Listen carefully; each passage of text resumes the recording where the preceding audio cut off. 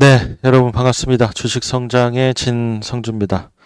한 달 만에 영상을 올려드렸더니 너무나 좋다라는 DM이 많이 오는군요. 감사드립니다. 오늘 휴장이었지만 아시아 증시가 좋은 모습을 보였기 때문에 그 부분 점검하면서 지난주, 그러니까 이번 주에 우리 장이 어땠는지 간단히 살펴보도록 하겠습니다. 목요일 날 장이 끝나고 시황 올려드리긴 했습니다만 금요일 날 7,847포인트 크게 미동 없이 강보합으로 마감이 됐어요. 그러나 강보합이었지만 늘 말씀드리는 것처럼 5월 7일부터 현재까지 외국인의 매수세는 유입되지 않고 있다. 55조 원 정도 차익 실현을 보이고 있는데요. 개미들이 고스란히 돈을 투입하고 있는 겁니다. 개미들의 수급만 5월 7일부터 약 48조 원 투입이 됐고 금융투자의 수급, 이제는 금융투자의 수급이 개미들의 ETF 수급이라는 것 정도는 제 영상을 보시는 분들이 아시는 지점이니까 따로 설명은 드리지 않겠습니다. 보험도 그 기간 동안 10원 한 장 사준 것 없고 투신, 기타금융, 은행, 연기금, 사모펀드 모두 다 매도를 보이고 있습니다. 다만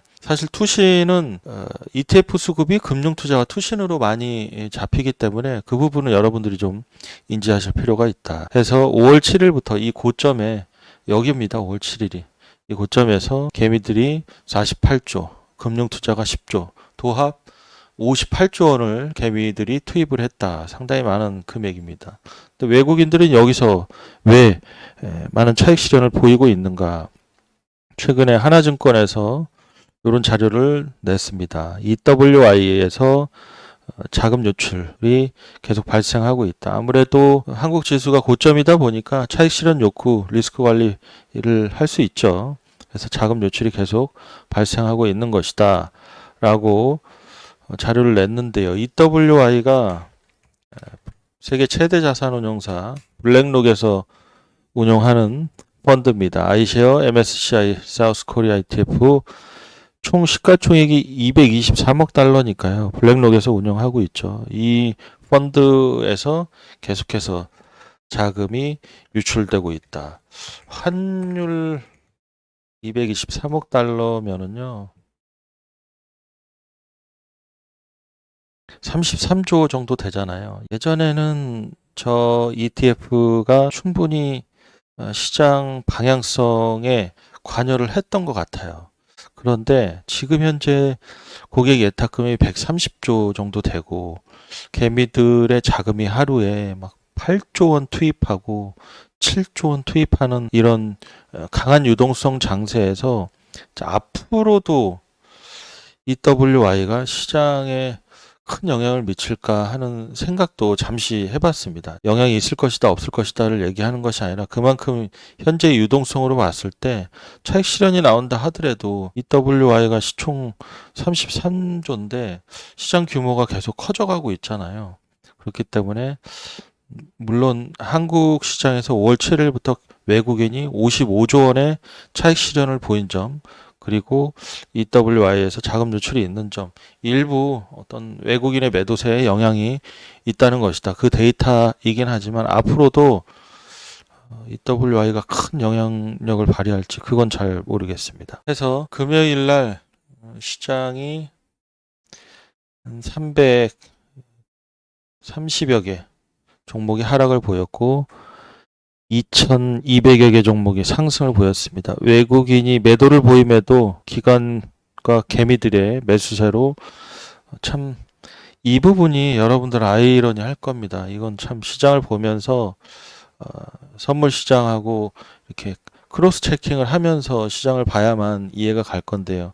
외국인이 매도하는데 종목들이 많이 하락하는 날도 있는데 왜 외국인의 차익 실현이 이렇게 큰데도 불구하고 밀리지 않고 상승하는 종목들이 월등히 많았느냐. 이 부분은 선물 시장하고 좀 같이 봐야 되는 측면이 있습니다. 주말간 뉴스가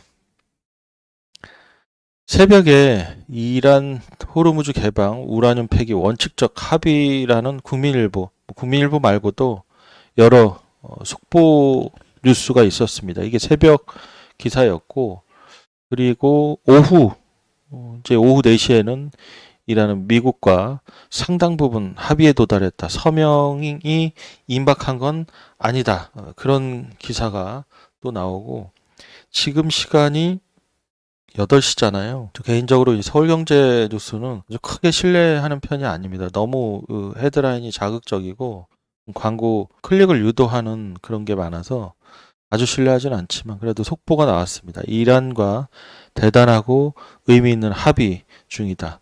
만약에 이 합의가 안 된다면 노딜이 될 가능성이 있다. 기자의 제목 선택인지 잘 모르겠습니다.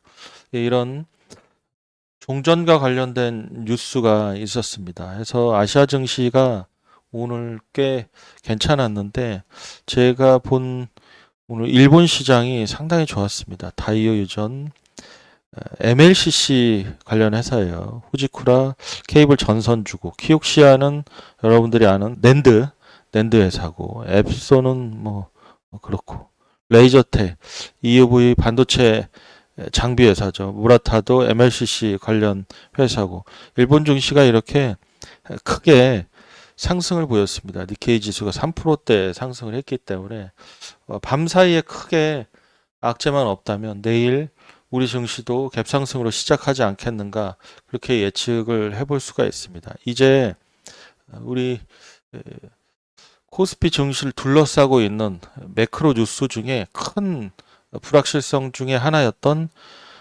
이란과 미국의 전쟁이 어느 정도 해결 기미가 보인다면 그렇다면 시장을 둘러싸고 있는 악재는 어느 정도 해소가 되고 있는 것이죠. 물론 유가라든지 그리고 나프타 에틸렌 여러 가지 산업 전반에 해결되지 않은 문제들은 있습니다. 그것은 이제 2분기 실적 발표를 하면서 각 기업들에 미치는 영향이 있기 때문에 여러분들이 선별을 해서 투자 결정을 해야 되는 몫이고 주식시장은 생물이기 때문에 혹시라도 미국과 이란의 종전 협상이 되고 우크라이나 러시아까지 종전 협상을 하게 된다면 증시에 큰 호재로 작용할 가능성도 존재한다. 금요일날 삼성전기 주가가 괜찮았잖아요.